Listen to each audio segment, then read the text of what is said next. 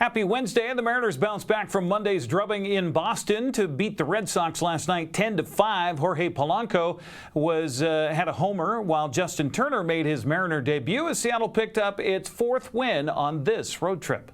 Justin Turner getting a nice round of applause.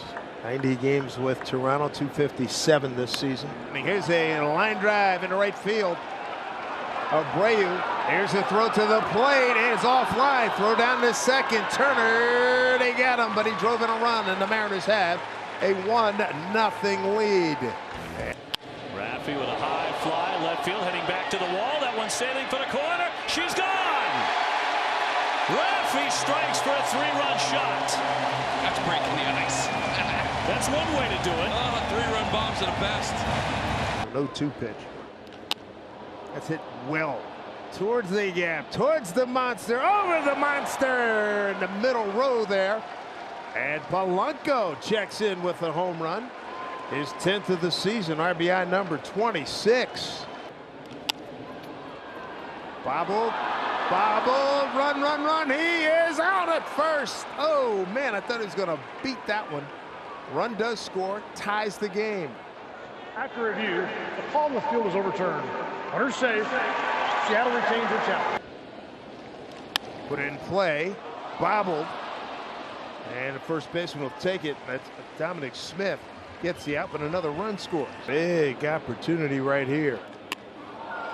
Fly ball deep. Going back, off the monster. Scoring is Robles, scoring is Arozarena, scoring is Polanco. Dylan Moore clears the bases with a 3-run double. A little cutter right in the middle of the plate.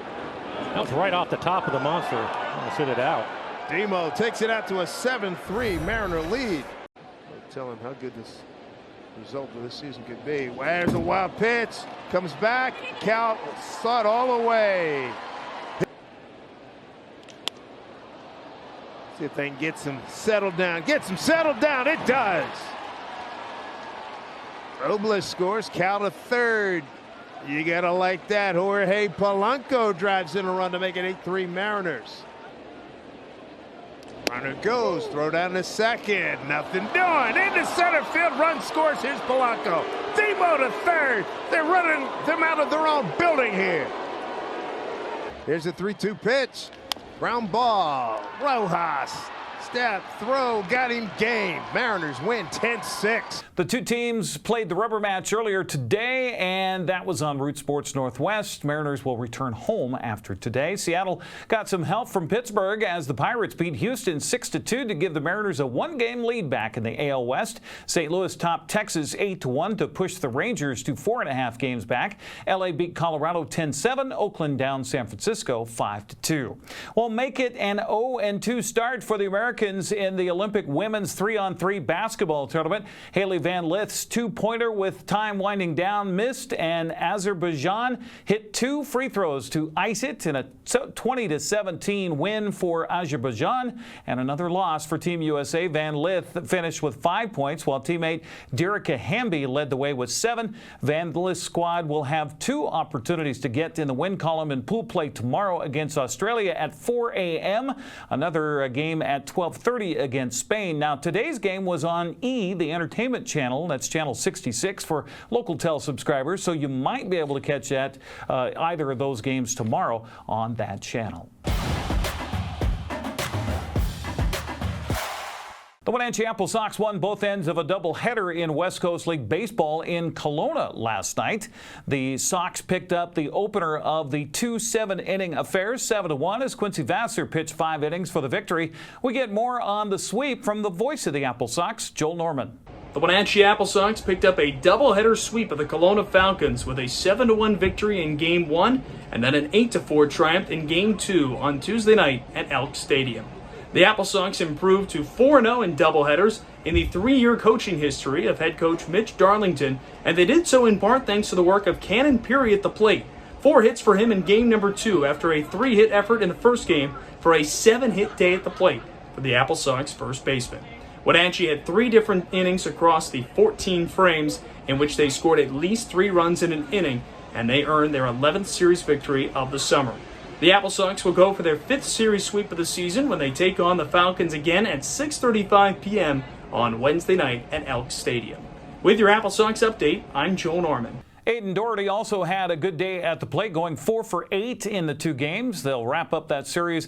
That could be heard on Sunny FM tonight at 6:35. Other West Coast League action last night. Kamloops topped Bellingham 13-4. Nanaimo swept a doubleheader from Port Angeles 4-1 and 8-5. Victoria edged Edmonton 5-3. Corvallis topped Walla Walla 9-1. Portland got by Cowlitz 7-2. Springfield beat Bend 6-3. And Ridgefield rocked Yakima Valley 19-3. Wenatchee's sweep gave the AppleSox a little more breathing room in the WCL's North Division second half standings. Wenatchee now leads Bellingham and Victoria by a game and a half. Nanaimo sits 2 games behind at 11-9. Well, not one but 2 local youth baseball teams are headed to the World Series. Matt Hampton is the coach of the Columbia River 13U team that won the Babe Ruth Regionals tournament in Ferndale last weekend.